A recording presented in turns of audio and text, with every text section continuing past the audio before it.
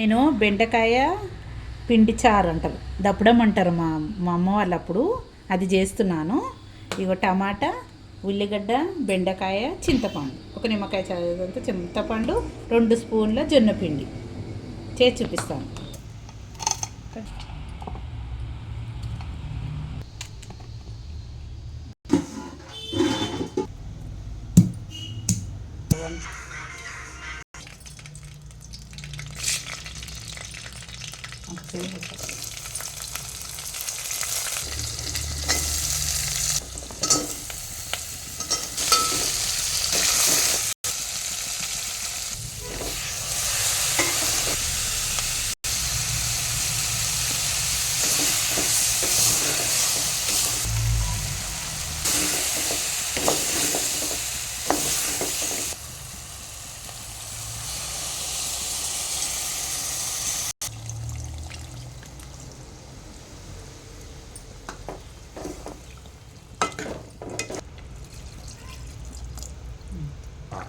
Friends, ఇగో నేను జొన్న పిండి వేసేసుకుంటున్నా.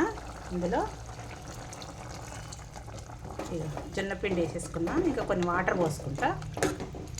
ఫ్రెండ్స్, చిక్కగా అయింది. ఇంత చిక్కగా వద్దు మనకి, అందుకే ఇగో కప్పడు ఇంకా వాటర్ పోస్తున్నా నేను. ఫ్రెండ్స్, ఇగో కొత్తిమీర కూడా వేసేస్తున్నా ఫైనల్గా. ఇది కొంచెం ఉడకాలన్నమాట మనకి. ఇక నేను ఇందులో ఇగో మసాలా కూడా వేస్తున్నా. ఏ మసాలా వేస్తున్నా? ఇక నూడిల్స్ మసాలా వేస్తున్నా. టేస్ట్ బాగుంటుంది నూడిల్స్ మసాలా వేస్తే. చేసినా కానీ నూడిల్స్ మసాలానే వేస్తా. మీరు ఒకసారి వేసుకొని చూడండి, ఎంత టేస్టీగా ఉంటుందో చూడండి ఒకసారి. మనకు ఇంత కావాలంటే సరే, లేకుంటే మనం ఇంకా పల్సగా కావాలనుకుంటే ఇక కొన్ని వాటర్ కూడా వేసుకోవచ్చు.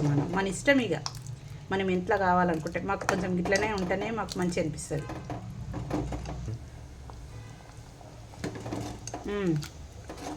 టేస్ట్ బాగుంది.